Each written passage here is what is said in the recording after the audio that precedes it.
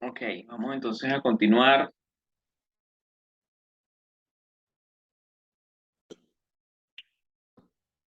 Vamos a continuar con lo de los valores atribuibles, ¿no? Ya hablamos de los inmuebles en el país, hablamos de los inmuebles en el exterior, de otros inmuebles y de acciones y participaciones. Ahora, ¿quién viene? Viene el valor atribuible a joyas, objetos de arte y antigüedades, ¿sí? Es la siguiente categoría. Fíjense que aquí básicamente nos remite a dos opciones, que es la opción del valor de actualización y al valor de mercado. Nos coloca estas dos vertientes. O fíjense que cuando lo comparamos con inmuebles, inmuebles es catastro, mercado y actualización. Aquí es mercado y actualización porque los únicos bienes que son susceptibles a tener valores catastrales son los bienes inmuebles. Los bienes muebles no son susceptibles a tener valores catastrales. Entonces aquí nos vamos a conseguir que es o el valor de mercado o el valor actualizado, el mayor de ambos. Fíjense que entonces si es así, también la Administración Tributaria me está obligando a aplicar los dos métodos. Me está obligando a hacer un valor actualizado que no tenemos normativa para ello, como ya les he comentado, o un valor de mercado donde fíjense que tendría que existir un mercado activo y con información suficientemente pública para que con ello la información sea fidedigna. Y eso mal uno pudiese pensar, aun cuando en la práctica lo hemos hecho, mal uno pudiese pensar que, por ejemplo, un mercado libre es la mejor opción, porque un mercado libre es una aplicación donde oferente y demandante interactúan, pero que no existe ningún tipo de regulación. Mercado libre no regula el precio que se transa allí. Y no, cuando hacen sus mayores esfuerzos, tampoco ellos están en una posición legal de hacer controles posteriores para verificar que efectivamente fueron los precios transados. De hecho, en Mercado Libre normalmente la gente coloca unos valores X que no representan el valor real y uno por ello es que tiene que preguntarles directamente a los vendedores, ¿realmente lo estás vendiendo en tal precio? Y él te responde, sí, lo estoy vendiendo a tal precio. Entonces, no es un mercado, no es una plataforma que puede ser una referencia, pero no es la mejor referencia. Después tenemos el valor atribuible a derechos reales. Aquí igual, ¿verdad? Tenemos algunas características particulares. Para la determinación del valor de los derechos reales se tomará como referencia el valor asignado al bien, de acuerdo con las reglas siguientes. Las hipotecas, prendas y antícresis se valorarán por el monto de la obligación o capital garantizado, comprendiendo las sumas que se aseguren por intereses, indemnizaciones, cláusulas penales u otro concepto similar. Los derechos reales no incluidos en el numeral anterior se computarán por el capital, precio o valor que las partes hubiesen pactado al constituirlos, siempre que estos no sean menores al precio corriente de mercado pactado entre partes no vinculadas entre sí en condiciones de libre competencia. Recuerden que cuando hablamos la semana pasada, yo les comentaba que no solamente estaba el concepto de propiedad, sino el de posesión. No sé si recuerdan que durante un rato comentábamos eso, el tema de posesión. Y en la posesión, recuerden, conversamos la semana pasada que pudiese considerarse como posesión el simple hecho de que yo le pida, Dani me deba dinero y yo le diga a Dani, bueno, Dani, hasta que tú no me pagues, entrégame las llaves del carro.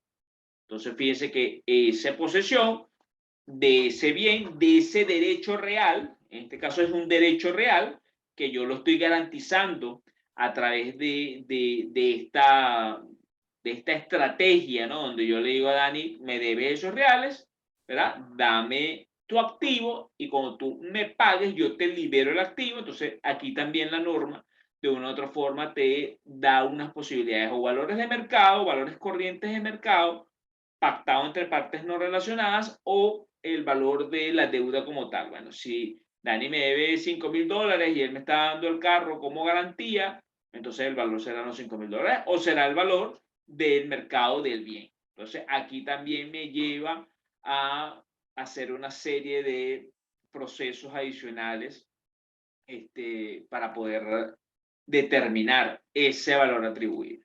Y por último, tenemos el resto de los activos no monetarios como una regla general que establece que los bienes y derechos que no posean una regla especial, ya hemos hablado de inmuebles, joyas, acciones, etcétera, se computarán con el mayor valor resultante entre el precio corriente de mercado y el precio de adquisición actualizado. Recuerden, no tenemos metodología para la actualización, no tenemos un mercado activo.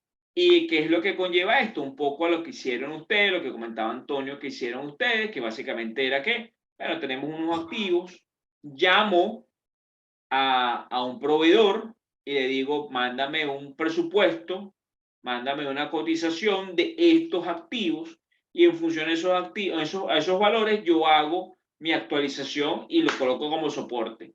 Eso está bien, yo lo haría, porque es una manera de tener un valor allí de referencia, pero, insisto, un valor de mercado tiene que ser el valor que resulte de un mercado activo por la interacción entre oferente y demandante, donde la información sea razonablemente trazable y sea razonablemente pública. Esas condiciones aquí en Venezuela, ojo, ha ido mejorando. Cuando salió esta ley era imposible hablar de esto, era una locura. Hoy en día, por lo menos sí hay más condiciones para uno tener unas referencias, pero hace un par de años esto era imposible que tú dijese cuál es el valor de mercado de esto, de aquello, ¿no? Todo era sin factura, todo era oculto, todo era bajo cuerda, muy complicado lograrlo. Hoy en día, si bien es cierto, no estamos en las condiciones ideales, por lo menos tienes la posibilidad de escribirle a un proveedor y decirle, pásame una cotización de eso, ya eso es algo.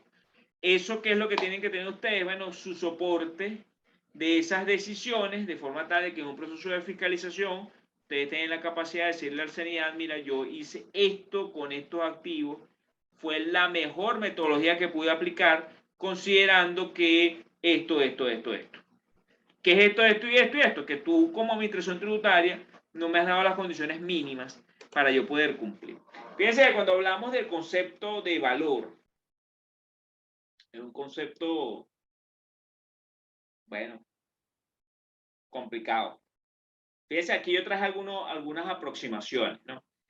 Aproximación de mercado, valor de mercado o market approach. El valor es tomado de los precios de mercado del bien o de comparables que disfrutan de un mercado para lo que es común utilizar la técnica de los múltiplos. Generalmente este valor está pensado en activos y pasivos financieros y en general en activos con un mercado activo. La palabra clave aquí es mercado activo, es decir, que hayan suficientes oferentes y demandantes interactuando y que la información sea además pública. Sobra decir que esta técnica no es un método de valoración, sino de asignación de precios de mercado. O sea, no, aquí yo no estoy valorizando, aquí yo no estoy haciendo un cálculo parecido al que hacen los peritos, no, aquí yo lo que estoy es diciendo, este es el rango de precios que un oferente y un demandante estiman transarse en ese mercado. Eso no lo tenemos. O sea, por más que el CENIA diga, bueno, mercado libre, tal, eso no es, eso cualquier fiscal te puede agarrar para loco, pues, sencillamente con eso. Aproximación de beneficios, valor basado en renta o en income approach. Esta técnica sí que se sustenta en la teoría de la valoración y consiste en descontar eh,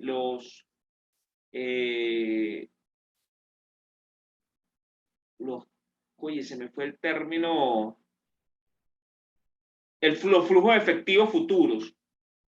Es como un valor presente neto entre esa o beneficios al momento de la valoración, método de descuento de flujo de efectivo. Entre esta aproximación se incluyen, de acuerdo con el FASB, los métodos de opciones Black, Scholes, Merton, Binomial y el método de exceso de beneficios, Multiperiodo Excess Earning Method. Esa aproximación responde al modelo basado en utilidad. Entonces, básicamente es un valor presente neto de esos valores descontados. Eso es otra metodología para determinar un valor. Y la última, la aproximación de costo, valor basado en costo, en cost approach, que se refiere al costo de reemplazamiento del activo de acuerdo con sus condiciones de uso. Se trata de modelo basado en costo. Fíjense que son tres metodologías que, al menos tres metodologías que hablan de valor, o tres corrientes que hablan de valor, todas distintas. Una es sencillamente cómo se mueven oferentes y demandantes en un mercado activo. La otra es un valor presente neto, que es un cálculo más financiero. Y la última es un costo de reposición. ¿Cuánto me costaría a mí reponer ese mismo activo así como está? Son tres métodos distintos y fíjense que cada uno tiene como una aplicabilidad en cada caso. Porque vamos a suponer que Dani tiene unas instalaciones. Si Dani utiliza la asignación, la determinación, ¿verdad? La primera, tendría que conseguir un mercado activo donde se negocie vamos a suponer que es un inmueble, las instalaciones de Mainca, que se trance unas instalaciones con las características similares en una zona similar, de forma tal de que él pueda determinar si los oferentes y demandantes están dispuestos a pagar X. Es complicado. El segundo es un cálculo matemático. Un cálculo matemático donde yo digo, este valor puede generar a estas rentas, su vida útil es de 10 años, puede generar X rentas, yo me traigo ese valor presente de esa renta y lo traigo al valor presente. Es un cálculo matemático en función a la expectativa de generación de renta. No, es más cuantitativo, es menos lógico, en el sentido de que no le estoy parando si está ubicado en la zona X o en la zona Y, no estoy parando si están oferentes y demandantes, lo que estoy haciendo es cómo ese activo puede generar rentas y cuántas rentas puede generar. Entonces yo hago un flujo de cada proyectado, me traigo su flujo de efectivo futuro, lo traigo a valor presente y digo, es como una valoración, cuando hacemos valoraciones de empresa. Y el tercero tiene también su truco, porque el tercero, fíjense que es que yo tengo que agarrar y preguntarme, ¿cómo yo hago para tener lo que tengo ahorita así tal como está? ¿Cuánto tendría yo que invertir para reponer el costo del activo? Aquí Antonio coloca un comentario. El tercero puede aplicar para propiedad, planta y equipo, y el primero para inventarios de materiales. Sí, ciertamente sí, pero fíjense que el tercero, ojo, a mí me gusta mucho el segundo porque tiene mucho tema de valoración de empresa, ¿no? Tú realmente estás valorando la capacidad de generación de renta de ese activo, ¿sí? Entonces, por eso que hace flujo de caja proyectado, te traes a valor presente, aplicas fórmula de BPN, te lo traes a valor presente y ¡pum! Tienes un valor de ese activo a fecha actual. Pero el tercero tampoco es fácil, el tercero no es fácil porque el tercero es que Dani y Antonio se pongan a decir cuánto nos costaría bloque a bloque montar otra vez Mainca tal como está. Entonces, el tema del valor, por más que el CENIAT quiera simplificarlo desde el punto de vista lingüístico, el valor es esto, o sea, el valor es algo serio, es algo complicado. No es una cuestión que, mira, aquí salió este monto, esto es lo que da. No es una cuestión seria. Sí, coincido con Antonio, se parece mucho a inventario porque básicamente es que yo me volteo lo que hicieron ustedes, mira cuánto transarías tú este producto, listo. En el caso de una planta yo veo que es la valoración de rentas futuras, yo lo vería en una planta esto. De hecho, cuando uno hace valoración de empresas, aplica principalmente este método. Y lo veo para activos menores, para activos más pequeños, vehículos, tal. Sí, bueno, ¿cuánto me costaría tener un carro así, tal cual, como tú lo ves allí, ahí parado? Pudiese ser. Aquí, más allá de cuál método utilizar, la reflexión que quiero dejarles es que el término valor es un término complejo, no es un término que uno lo puede utilizar de manera deportiva. Aquí Rojo dice, el valor es un concepto asociado al grado de utilidad que reporta los bienes a su usuario. Y en economía la utilidad se mide mediante flujo de efectivo. ¿Sí? Estos flujos de caja proyectados, estos flujos de efectivos futuros, que en Génica, no sé en Mainca, pero en Génica es algo de todos los días, porque cuando coincidíamos con David, siempre revisábamos todos los indicadores financieros, hacíamos VPN, hacíamos todo. No sé si con Mainca también lo hacen, Dani, en las reuniones. O nada más solo lo hacen con Génica. con Génica y bueno, ahora me mandaron a hacer un flujo de caja hasta la última semana de diciembre. Tuve que proyectar 12 semanas. No, pero fíjate que en el caso de Génica, discutíamos 3, 4 años, hacíamos flujo de caja proyectados, traíamos VPN, hacíamos un montón de indicadores, hacíamos un montón de pruebas. Eso nos sentábamos ahí en la sala y en la torre y eso durábamos 4 o 5 horas cayéndonos a golpes con eso. O sea, ahí en Génica, esta parte, esto, en esa época, no sé si Douglas lo habrá mantenido, pero en esa época de David, esto era desayuno, almuerzo y cena. No sé ahorita. Yo creo Es, que no, por la situación que es muy pero, cambiante. Hacer claro, proyecciones ahorita es bastante un poco complicado. De todas maneras, ahora se están haciendo proyecciones en dólares, ¿no? Que es un poquito más, claro. Bueno, en más esa época era cercano. más, sí, tienes razón. En esa época que nosotros íbamos por allá, la situación con los indicadores era más sencilla. Bueno, más sencilla no, el mercado estaba más calmado. Después vino todo ese 2018 para adelante, que por supuesto se puso la cosa complicada. Yo creo que ahorita es buen momento para que todo el mundo retome esto, ¿no? Estos temas de... Entonces, se mide mediante el flujo de efectivo que se espera de un bien o servicio. De esta manera, el valor fundamental de un edificio cuya vida estimada es N y es limitada, no es otro que el que resulta del descuento de los flujos de efectivo que se esperan en dicho periodo de acuerdo a la rentabilidad mínima que exige el inversor K. Entonces ahí básicamente el valor que uno, ese valor atribuible no es un valor asociado o una línea de esto no es un valor asociado a oferta y demanda, sino el valor de algo es lo que eso representa para mí en ganancia futura. Para mí tiene mucha lógica, porque a lo mejor para ti tiene un valor algo, pero si tú lo tienes arrumado, eso probablemente no vale nada.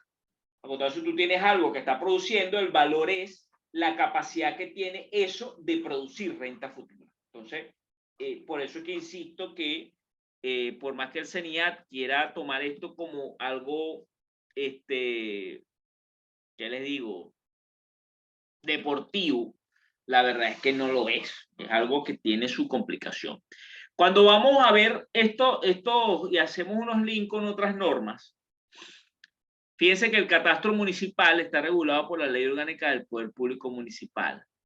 ¿Sí? La Ley Orgánica del Poder Público Municipal, recuerden que es una normativa que regula todo lo que es el poder público municipal, viéndolo de una perspectiva del poder público, desde una perspectiva vertical. Acuérdense que el poder público es nacional, estatal y municipal. La Ley Orgánica del Poder Público Municipal regula lo que es la interacción de las alcaldías con los ciudadanos, y ella es una potestad de las alcaldías, es una potestad del Poder Público Municipal, todo lo que tiene que ver con el tema catastral, por un asunto de zonificación. Las alcaldías son las encargadas de zonificar las jurisdicciones de los municipios. Entonces, el artículo 175 establece que la base imponible de este impuesto, que es el impuesto a los inmuebles, será partiendo del valor catastral de los mismos, el cual se fijará tomando como referencia el precio corriente del mercado. La base imponible en ningún caso podrá ser superior al valor de mercado. Para la fijación del valor de mercado se deberán considerar las condiciones urbanísticas, edificatorias, el carácter histórico artístico del bien,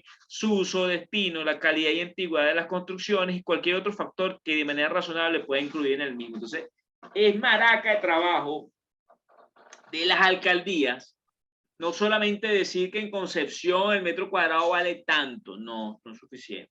La alcaldía tiene que saber que en Concepción el metro cuadrado es tanto, pero que las bienhechurías de Mainca son tanto. O sea, es un trabajón que, mira, yo la verdad es que en los 90, yo recuerdo que me tocó hacer un trabajo en la alcaldía de Chacao, en sus buenos tiempos, en la época de Irene Sáez.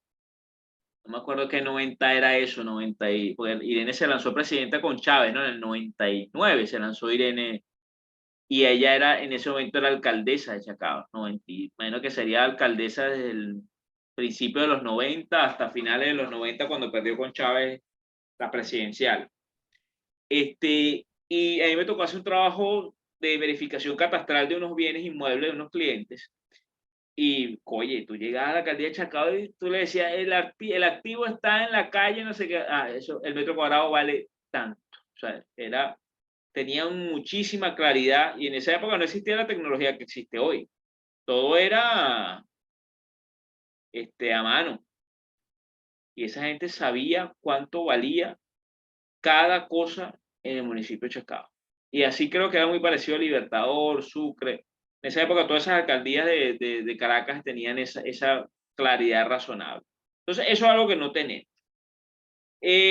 Por valor de los inmuebles se tendrá el precio corriente del mercado, entendiéndose por tal el que normalmente se haya pagado por bienes de similares características en el mes anterior a aquel en que proceda la valoración, según la ordenanza respectiva, siempre que sea consecuencia de una enajenación efectuada en condiciones de libre competencia entre un comprador y un vendedor no vinculado. Esto sigue siendo la ley orgánica del Poder Público Municipal.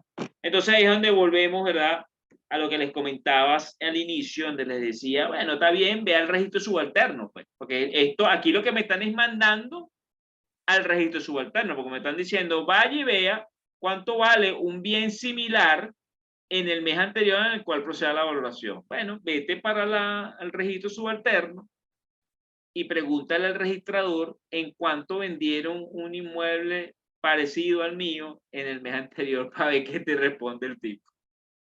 Para ver qué te responde. Y después nos cuenta a ver cómo le fue.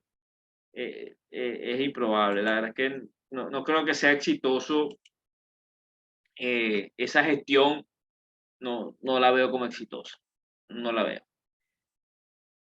Por otro lado, cuando hablamos del valor de mercado, fíjense que la ley del IVA habla de que para los efectos de esta ley el precio corriente en el mercado de un bien será el que normalmente se haya pagado por bienes similares en el día y lugar donde ocurra el hecho imponible, como consecuencia de una venta efectuada en condiciones de libre competencia entre un comprador y un vendedor no vinculados entre sí. Esto es valor de mercado según la ley del IVA. Aquí lo que hice fue traerme de otras leyes las explicaciones de lo que la ley del IGP quiso regular.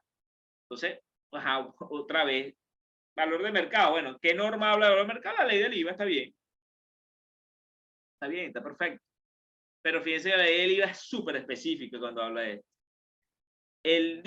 Similar en el día y lugar donde ocurre el hecho imponible. O sea, que al 30 de septiembre yo tengo que, bueno, lo que hizo Antonio. ¿Qué hizo Antonio? Antonio agarró, pidió cotización y dime cuánto vale este bien este día y en este lugar, en Maracá, en el estado Zulia, el 30 de septiembre. Bueno, eso fue lo que hizo Antonio. Y es lo que la ley del IVA en todo caso diría, o dice, o establece en cuanto a lo que es un valor de mercado. Pero siguen siendo unos temas indeterminados. Ese trabajito lo hizo Aura, ¿viste? Ve que está de doliente aquí, no me vaya a caer a broma mañana. Bueno, imagínate. Entonces Aura la que tiene los derechos de autor de allí. Eso es correcto. Bueno, pues entonces Aura tuvo que echarle pierna a generar una data, ¿sí? Que va a servir de soporte para entonces voltearse a Aura y decir, mira, este fue el trabajo que hice. Y entonces, bueno, ahí tienes, Aura, la analogía o la ley análoga para cuando te pregunten, ¿y por qué usted hizo esto? Entonces, bueno, tú le respondes, mira, no es la ley del IGP, es la ley del IVA, pero la ley del IVA establece que el precio corriente del mercado de un bien será el que normalmente se haya pagado por bienes similares en el día y lugar donde ocurra hecho imponible. Entonces, ahí tú le muestras, mira, te estoy mostrando, Estado Zulia, aproximadamente en el rango de fecha, este es el precio que me dio el proveedor, así que para mis efectos es el valor de referencia. Entonces, ahí tienes el basamento legal. Y por último, tenemos la actualización del precio, que bueno, ya les he comentado ya 4 o 5 veces, que ese precio brilla por su ausencia, o ese método, más bien, ese método brilla por su ausencia, no ha sido publicado por el CENIAT, no creo que lo publiquen, porque el reto técnico de poder regular activos totalmente depreciados, la verdad es que no me queda claro cómo lo harían, cómo lograrían regular el caso de los activos totalmente depreciados. No me queda claro. Porque en el ajuste por inflación fiscal, ese tema no fue abordado. Bueno, sencillamente a costo menos depreciación da valor neto, ese valor neto es el que es ajustado por la inflación. En el caso del IGP, el legislador, ¿qué es lo que dice? No, tú puedes tener un activo totalmente depreciado, pero si ese activo todavía está generando rentas, entonces dime cuánto vale el activo. Entonces, por eso es que nos vamos a la diapositiva anterior, donde dice valorízame el activo, asígnamele valor al activo. Pero es que el activo está totalmente depreciado, sí, pero tiene un valor. Porque si no, lo desincorporarías de propiedad, planta y equipo y dirías, ya esto no es propiedad, planta y equipo porque este activo ya no genera valor, ya es chatarra, ya es basura, ya es... Entonces, ¿ya lo llevaste a basura, chatarra? No. ¿Está bueno? Sí. ¿Funciona? Sí. Entonces, tiene un valor. Entonces, ahí es donde la administración tributaria, con la ley del IGP, dice, asígname el valor, que no ocurría con la ley de impuestos sobre la renta. La ley de impuestos sobre la renta decía, ajustamelo contablemente, activo menos depreciación, listo, dale, ajustalo. Ah, es cero, es cero, es cero, el valor está totalmente depreciado. Siendo así, recuerden que la semana pasada yo les hablaba de dos hipótesis, ¿no? Les hablaba de una hipótesis, no sé si recuerdan que yo les decía, hay una hipótesis que es activo menos pasivo, y hay otra hipótesis que es bienes y derechos menos desgravámenes asociados a esos bienes y derechos. Eran las dos hipótesis que yo la semana pasada les comentaba. Entonces, bueno, vamos a seguir con esas hipótesis, ¿no? La primera hipótesis entonces es activos menos pasivos, menos exenciones y exoneraciones, que lo vamos a ver en un rato, más valor atribuible de bienes y derechos, igual a base imponible. Esto fue lo que hizo Mainca. Esto es lo que yo haría. Esto es lo que un alto porcentaje de las compañías hacen. Activos menos pasivos, menos exenciones y exoneraciones, más el valor atribuible, ese mayor valor de estos bienes y derechos que se calcularon en función a qué? En función a los tres métodos, de los cuales ninguno sirve por un carrizo, ni el de catastro, ni el de mercado, ni el de actualización. Entonces, ¿qué hacemos? Lo mejor que podemos hacer. Esa es la verdad. Eso es igual a la base imponible. Y después tenemos la otra hipótesis que les comentaba la semana pasada, que esta hipótesis es más una preocupación mía, porque en la práctica creo que no me parece haber visto ninguna compañía que lo haya hecho de esta manera. Sin embargo, una hipótesis que yo tengo, que evidentemente me preocupa cuando se activen los procesos de fiscalización, que como siempre, bueno, siempre friegan es al más tonto, ¿no? Entonces, en esa metodología, ¿verdad? A mí lo que me preocupa es que sean bienes y derechos, menos cargas y gravámenes, que eso puede ser igual a cero, menos exenciones y exoneraciones, más valor atribuible de bienes y derechos igual a base imponible. Bueno, eso sería mortal, ¿no? Sería mortal de que venga el CNA y diga, no, yo solamente quiero tus bienes y derechos, ¿tú debes algo de eso? No, no debo nada. Pues fíjate, un ejemplo buenísimo, ¿no? El ejemplo que estaba comentando Dani de las obras en progreso, del equipo que es dueño, es propiedad de uno de los accionistas. Fíjense que ese ejemplo es genial, porque ese ejemplo, si fuese en la práctica, ¿verdad?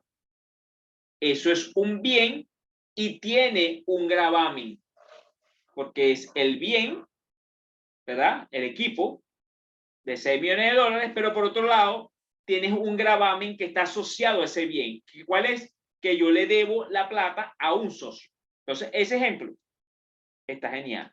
¿Sí? Porque eso es lo que ocurre aquí. Es un bien menos un gravamen, menos una carga. ¿Por qué? Porque se le debe a alguien. En este caso, ese alguien es accionista. Entonces, allí, si ese caso pudiese ser susceptible a salvarse. Pero ¿qué pasa cualquier empresa que no tiene pasivo? Porque ahorita las empresas que se han mantenido a punta de pulmón ahí echándole piernas, ¿qué les digo? Tienen activos pero no tienen casi pasivo. Sus pasivos son prestaciones sociales, todo lo que es beneficio por empleo, porque ahorita no son muchos los proveedores que te venden a crédito, y los que te venden a crédito, el crédito es muy corto, y no hay créditos bancarios. Bueno, Génica sí debe tener unos pasivos significativos todas las obligaciones que se ha transado en la Bolsa de Valores de Caracas. Pero de resto las compañías, bueno, Mainca, imagino que debe tener cuentas por pagar es intercompañía, no con proveedores, debe ser cuentas por pagar intercompañía. Entonces esos son los casos, ¿sí? Son los casos. Pero de resto las empresas no tienen deudas bancarias, no tienen deudas con proveedores, todo está más o menos al día. Yo por lo menos veo los estados financieros de la firma y yo digo, berro, o sea, a mí me toca liquidar la firma y lo único que tengo que hacer es liquidar a los trabajadores, más nada, porque no se le debe nada a nadie, porque nadie te da crédito. Entonces, ahí es fácil decir bienes y derechos, no tienes cargas y gravámenes, restas, exenciones y exoneraciones, más valor atribuible y listo.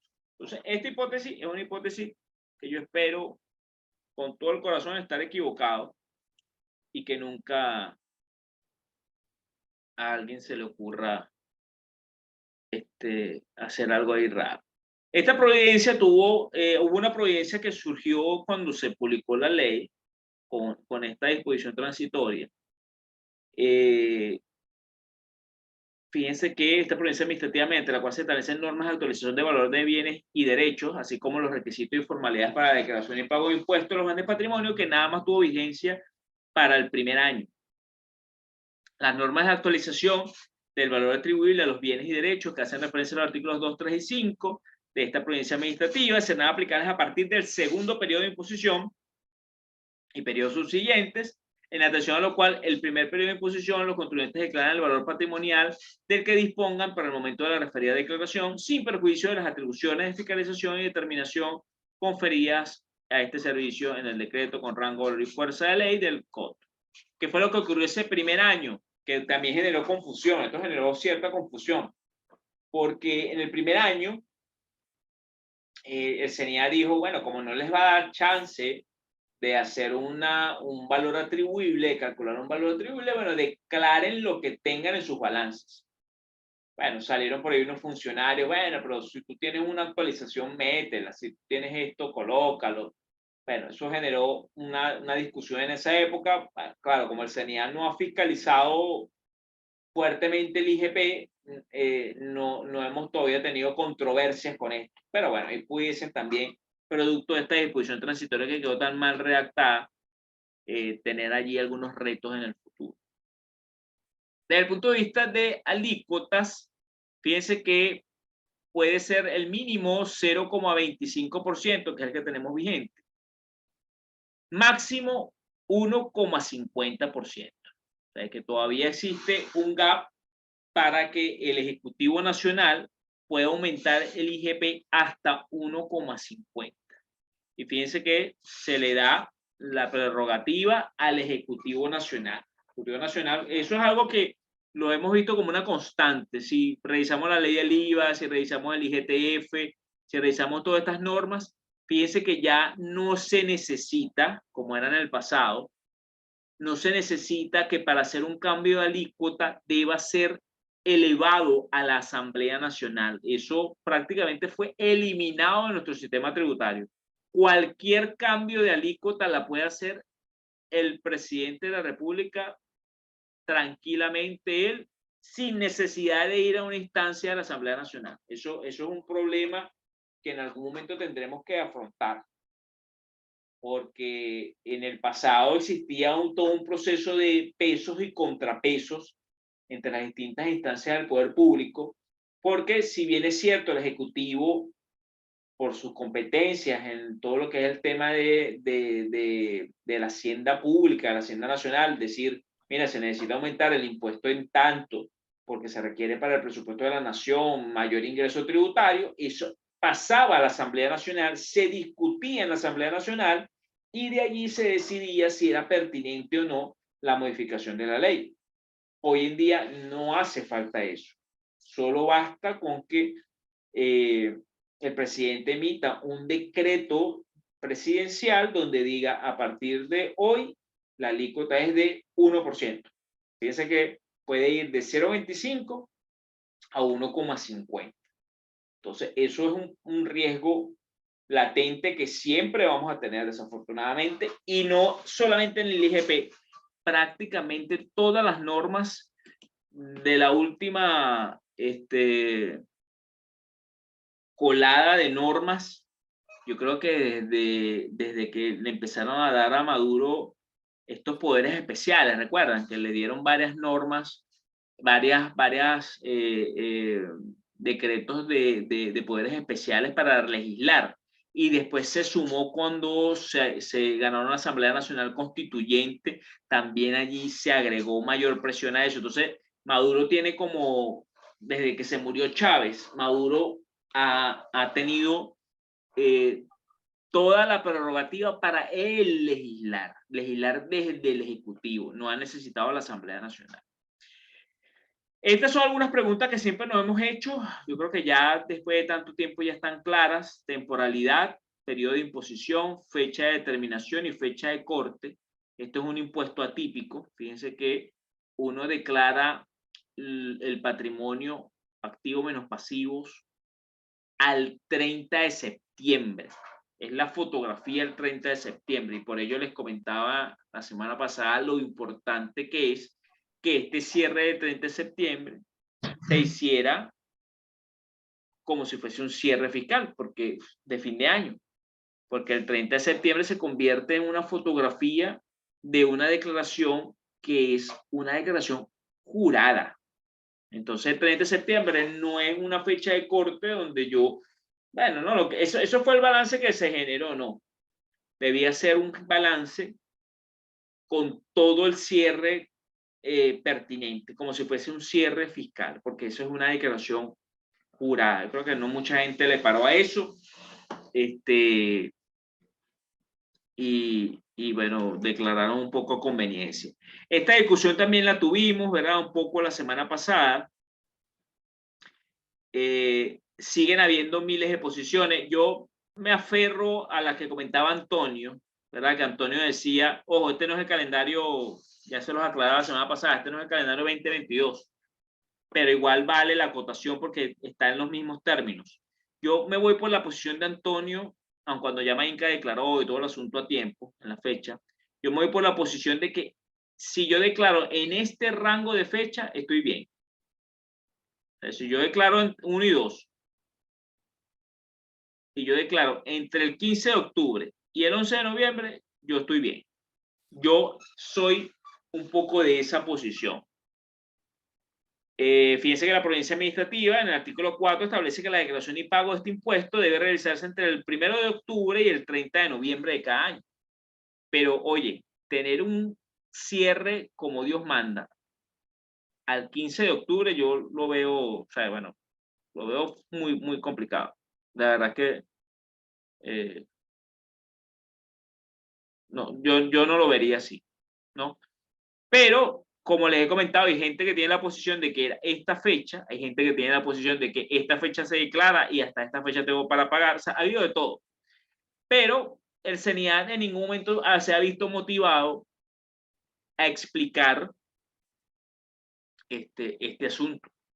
Y la verdad es que la incertidumbre nos sigue carcomiendo, porque ante tanta incertidumbre, o sea, la verdad es que yo no sé qué sorpresa le puede salir a uno producto de esto. La verdad es que no tengo ni idea, ni sé cómo ellos lo van a soportar, porque esto es ridiculísimo. Que la provincia administrativa diga que tienes hasta el 30 de noviembre y que venga un fiscal y te diga, no, declaraste el 16 de octubre, estás multado. Oye, yo lo vería como una cosa loca. La verdad es que no lo entendería. Pero bueno, cualquier cosa sabemos que puede ocurrir con el CENIA. Pero esto es un error gravísimo. No sé qué le pasó por la mente al que hizo esto, porque esto es realmente una grandísima idiotez. Pero bueno, son cosas que tenemos con las que tenemos que lidiar. Bueno, muchachos, nos queda menos un minuto para el último corte de esto.